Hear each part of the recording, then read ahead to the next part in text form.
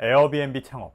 투자금도 적고 좀 돈도 괜찮게 벌린다는 것 같은데, 어디서는 한국인 손님 받으면 불법이라고 하고, 어디서는 뭐 같이 살고 있지 않으면 불법이라고 하고, 또 어디서는 뭐 위홈이라는 플랫폼에서 받으면 합법이라고 하고, 이게 너무 복잡하고 정리가 잘 안 되셨을 거예요.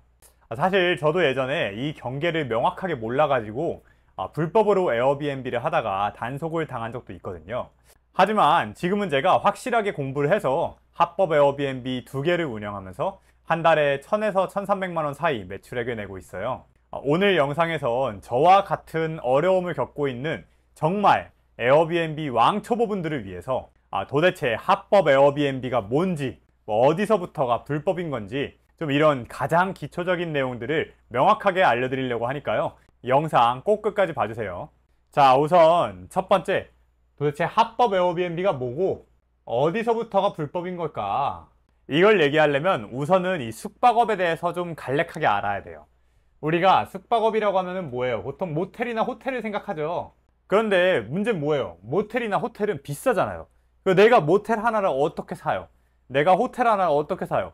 그러다 보니까 이런 거는 할 엄두가 안 나더라.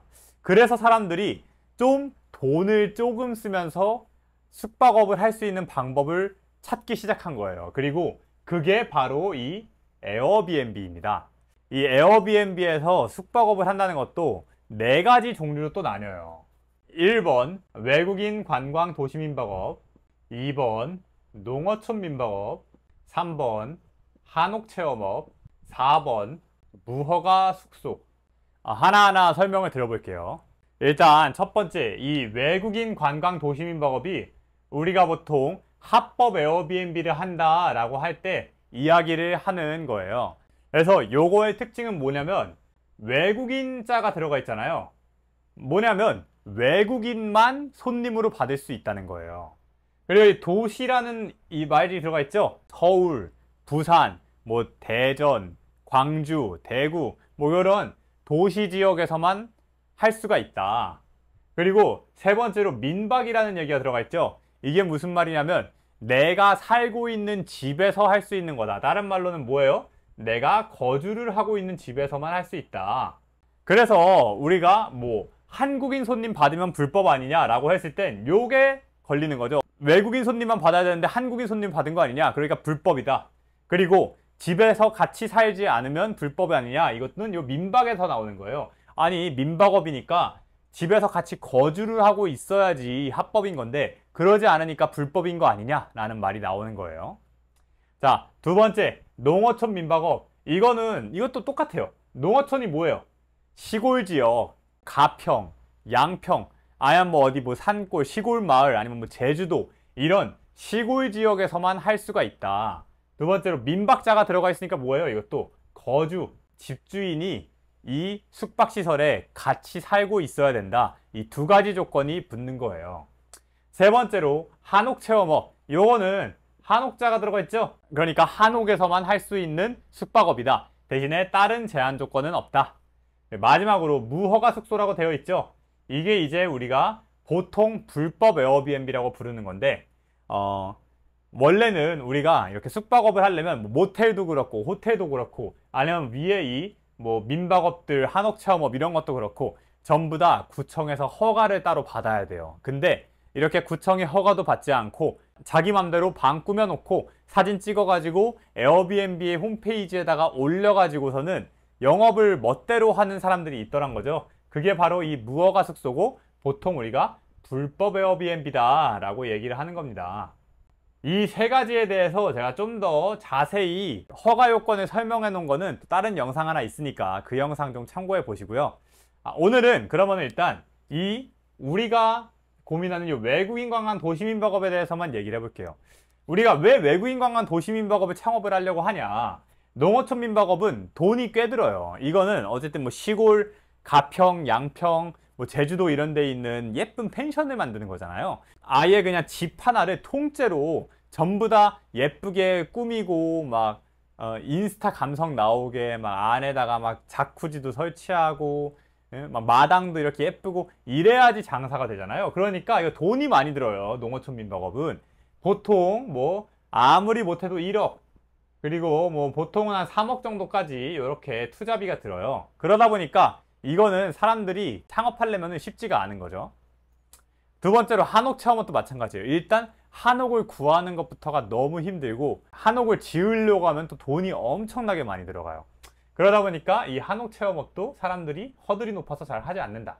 결국에는 그래서 사람들이 허들이 제일 낮은, 돈이 제일 조금 드는 이 외국인 관광 도시민박업을 많이들 하려고 하더라.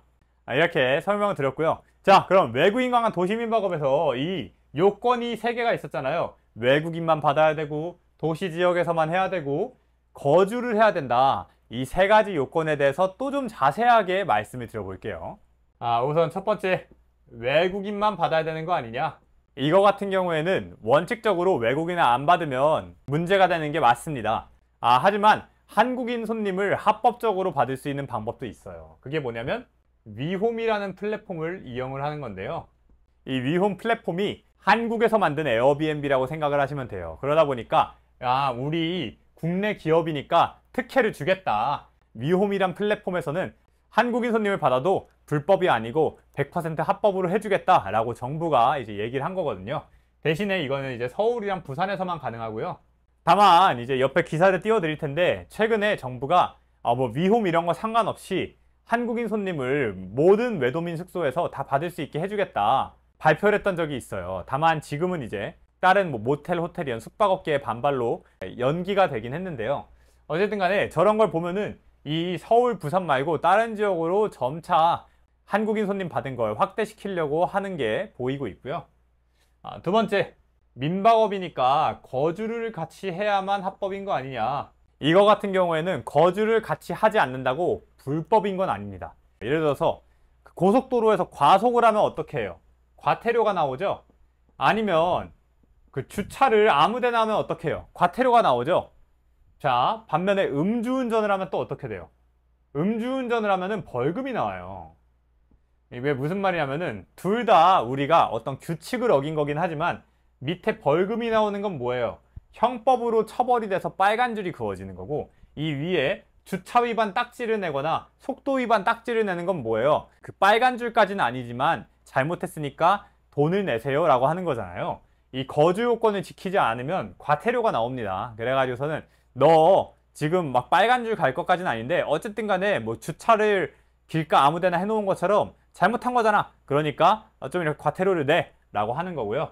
사실 이 거주 요건은 아까 말했다시피 이 외국인 관광 도시민박업뿐만 아니라 농어촌 민박업, 제주도 펜션을 가거나 양평, 가평 펜션을 가거나 그런 숙소들에도 전부 다 적용이 되는 거예요. 근데 그런데 뭐 집주인이 같이 살고 있는 거 본 적이 없으실 겁니다. 그러다 보니까 이 부분은 크게 신경을 쓰진 않으셔도 된다. 이렇게 이해하시면 되고요. 그러면 오늘 영상 내용 한번 정리해 볼게요. 첫 번째, 우리가 원래 숙박업을 하려면 허가를 받아야 된다. 이 허가를 받는 방법이 모텔, 호텔 아니면 이건 너무 돈이 많이 드니까 이제 일반인들이 접근 가능한 게 농어촌 민박업, 외국인 관광 도시 민박업, 마지막으로 한옥 체험업이 있더라. 근데 이제 여기에서 가장 투자비가 적게 드는 게 외국인 관광 도시 민박업이기 때문에 사람들이 요새 이걸 많이 하더라. 근데 외국인 관광 도시 민박업은 이름에서 알 수 있듯이 외국인 손님만 받아야 되고 민박, 그러니까 집주인이 집에 같이 살아야 된다고 하더라. 근데 위홈이란 플랫폼을 활용을 하면 서울과 부산에선 한국인 손님도 받을 수 있고 이 거주 요건은 지키지 않아도 주차 위반 딱지를 내는 것처럼 과태료만 나오더라. 이렇게 정리를 드릴 수가 있고요. 오늘 영상 도움이 되셨으면 구독과 좋아요 부탁드리고 이걸 보셨으면 이제 합법 에어비앤비가 그러면 뭐 대충 순수익은 얼마 정도 될지 그리고 오픈하는 프로세스는 어떻게 되는 건지 이런 게 좀 궁금하실 거예요. 제가 그런 거 정리해 놓은 영상을 고정 댓글에다가 달아놨으니까 궁금하신 분들은 한번 클릭해 보세요. 감사합니다.